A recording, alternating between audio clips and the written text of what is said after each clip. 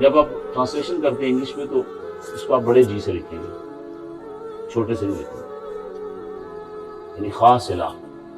اور جب اس کو بڑے جی سے آپ لکھ رہے ہیں تو پھر اس میں اس کا پلورل نہیں ہے، اس کے جینڈر میں نہیں ہے، مؤنث نہیں ہے اس کا. ہاں جب آپ اس کو چھوٹے جی سے لیں گے اس صورت میں اس کی جمع بھی ہوگی گاڈس، اور اس کی مؤنث بھی آتی ہے گاڈس. اس صورت میں اس کا ترجمہ پھر الہ نہیں ہوگا، دیوی دیوتا یا الہ، کیونکہ الہ جو ہے وہ زیادہ معنوں میں استعمال ہوتا ہے. ایک معنی ہم نے بھی یہاں کیا کہ ایسی ذات جس کے بارے میں بندہ حیرانگی کا شکار ہو جائے گا، جتنا غور کرے گا اس کی حیرانگی بڑھتی جائے گی. اب اللہ تعالیٰ کی ذات کے بارے میں غور کریں گے، اللہ کون ہے، کہاں سے آیا ہے، اس کو بھی کسی نے پیدا کیا، کب تک رہے گا. ان میں سے کسی سوال کا جواب آپ کے دماغ میں نہیں آ رہا، یوں آپ خالی یہ زیرو سے گھوم رہے ہیں آپ کے دماغ میں. یہ زیرو کیوں آتا ہے بار بار؟ یہ جو کیلکولیٹر میں آپ بعض دفعہ ایک عجیب سا سوال پوچھتے ہیں تو زیرو آ جاتا ہے، ایرر آپ اس کو کہتے ہیں. یہ زیرو کیوں آتا ہے؟ اس کے اندر زیرو کیوں آ جاتا ہے؟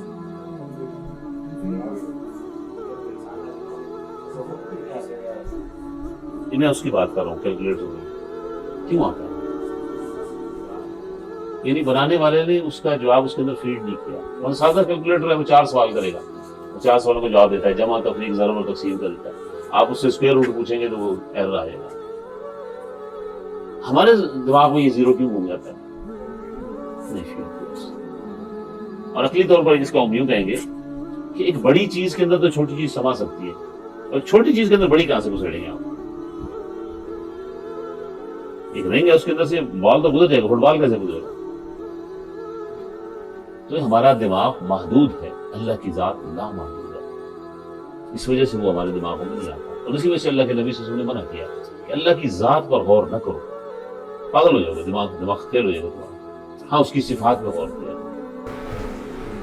سب سے زیادہ کوشچن یہ کرتے ہیں کہ جی اللہ کس نے بنایا؟ ہاں وہ تو سائنس کو مانتے ہیں. یہاں پہ آ کے کئی لوگ اپنے کا جواب دیتے ہیں. سوال یہ ہے کہ سائنس کو کس نے بنایا؟ آپ کو اٹھنا سوال یہ ہے کہ سائنس کدھر سے آئی؟ سائنس کیا چیز ہے؟ بھائی پہلے گاڑی آئے گی تو پھر گاڑی کا بنانے والا آئے گا نا. پھر جو تو اس نے بنا کے بھرا ہوا سارا کچھ، پہچانو آپ اس کو. یہ آپ کو آزمائش میں ڈالا گیا کہ ہر چیز کا بنانے والا ہے، تو تم کہتے یہ سارا کچھ ویسے ہی آ گیا. یہاں آ کر وہ ایتھیسٹم کی بات ماری جاتی ہے، اور آگے سے پھر وہ بودھی حرکتیں کرتے ہیں، پنجابی کہتے ہیں بونگیاں مارتے ہیں. پھر یہ کدھر سے آیا سارا کچھ؟ اسی کو اللہ نے دلیل بنایا ہوا. اللہ فرماتا ہے دیکھتے نہیں ہو تم؟ درختوں کو دیکھو، پہاڑوں کو دیکھو، سورج چاند تاروں کو دیکھو، پانی کو دیکھو، ہوا کو دیکھو، بجلی کو دیکھو، زمین کو دیکھو، سونا چاندی پتھر، ہزاروں لاکھوں چیزیں تمہارے سامنے. لیکن یہاں سید مودودی کیا فرماتے ہیں کہ یہ ہمارے جو محققین ہیں، ریسرچرز ہیں، سارے کے سارے یک چشم ہیں، کانے نے سارے زمین کی تہوں میں گھس جائیں گے، فضاؤں کے اندر گھوم رہے ہیں، ایٹم کو توڑ دیا، لیکن وہاں تمہیں خدا نظر نہیں آتا. صرف ایک ہی سوال ہے نا، وہ کون ہے؟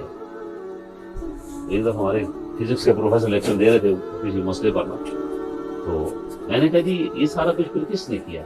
کہتے ہیں جی فزکس اس کو ڈیل نہیں کرتی، فزکس اس کو ڈیل نہیں کرتے. میں نے کہا بڑی گونگی فزکس آپ کو، بیسک سوال ہے.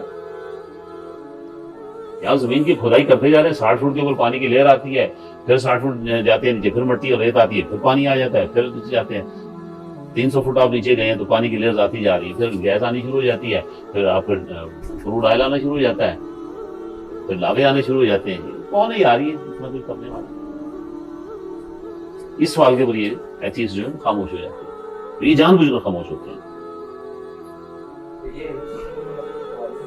ہاں صفات پہ غور کرو، کیونکہ وہ ناممکن ہے، آپ کے ذہن کے اندر اس کی گنجائش نہیں ہے.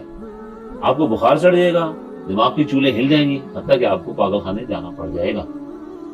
پاگل خانے میں جائیں، دیکھیں کتنے لوگ پڑے ہوئے، یہی کام ہے. اللہ کی تلاش میں کئی لوگ لگے پاگل ہو گئے. ہندوؤں کی سمادھیوں میں چلے جائیں آپ، یہ جو ملنگ ہمارے کرتے ہیں وہ ٹڑال وہ یہی ہے سارا کچھ. اللہ مل نہیں رہا وہ. اب سوال ایک بڑا سا ہے جی علی آپ سے، اللہ کے بارے میں سب سے اتھینٹک معلومات کہاں سے مل گئی؟